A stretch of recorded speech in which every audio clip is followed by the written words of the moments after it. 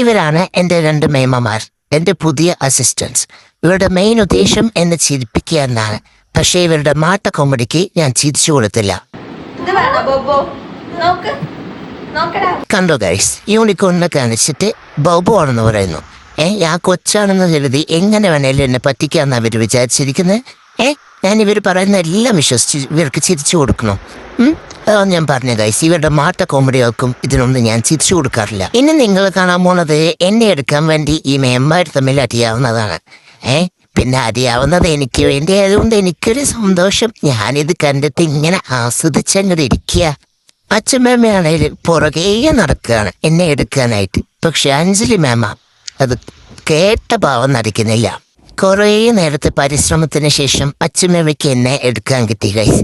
അഞ്ജലി മേമ എങ്ങനോ മനസ്സറിഞ്ഞ് അച്ഛമ്മയ്ക്ക് കൊടുത്തു. പിന്നെ ആണെങ്കിൽ ഇവരെന്തൊക്കെയോ കാണിക്കുന്നുണ്ട് എന്നെ ചിരിപ്പിക്കാനായിട്ട്. പിന്നെ അതേ ഈ മേമയാണെന്നുണ്ടെങ്കിൽ ലൈറ്റ് ഓഫാക്കുന്നേ ഓണാക്കുന്നേ